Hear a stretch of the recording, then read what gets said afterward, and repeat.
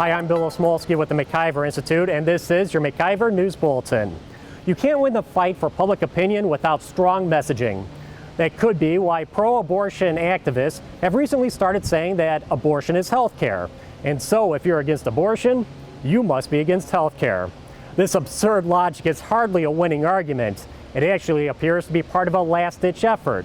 As pro-abortion politicians explained last week, their situation is desperate. And clearly, it's starting to show. Abortion activists were in a frenzy at the Wisconsin Capitol last week. This bizarre performance during the lunch hour is part of a so-called comedy tour around the Midwest to protest the pro-life movement. And we will show them the error of their ways until they repent!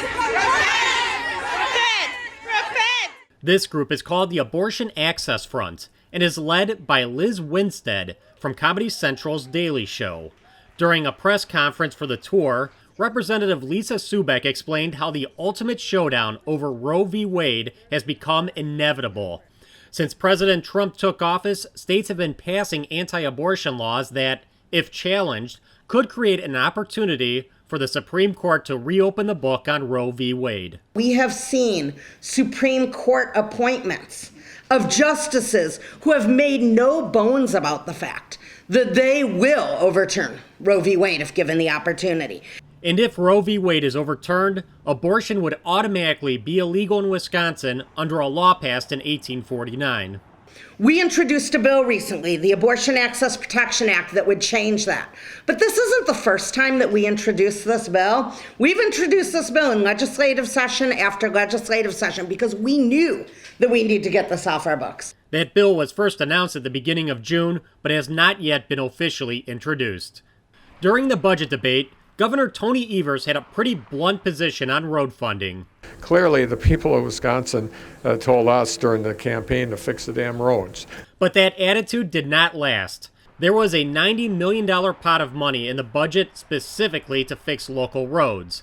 Evers first took out $15 million for education, and then said locals could spend the rest on anything transportation related, not just fixing roads. That means it can go towards bike paths, buses, and of course, the Milwaukee trolley. If the city of Milwaukee put together a proposal and for out of the pot of money that goes to the cities and villages, and it scored well on the economic criteria, it could be awarded, yes. The Towns Association and the League of Municipalities made getting more money to fix roads their top priority. Until now. So to open this up and make it possible for communities to apply and possibly win a grant for, say, a bus storage facility or purchasing a group of new buses, that's great. Even as the Evers administration diverts money away from fixing roads, the DOT secretary claims there's not enough money to fix the roads, not without raising the gas tax. His theme was fix the damn roads, and that's what he's let undone. We could have fixed even more if the legislature would have passed the proposal that he had. But it didn't mean that he didn't have any other priorities as well.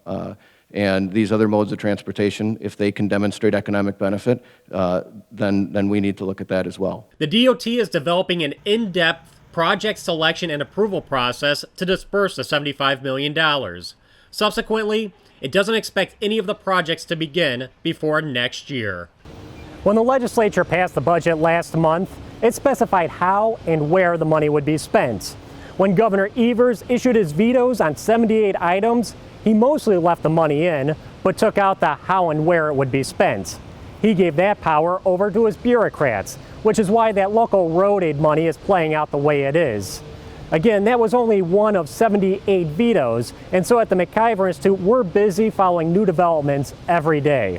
In order to stay on top of these important issues, be sure to check out our website, www.maciverinstitute.com, for regular updates. And as always, check us out on Facebook, Twitter, and YouTube.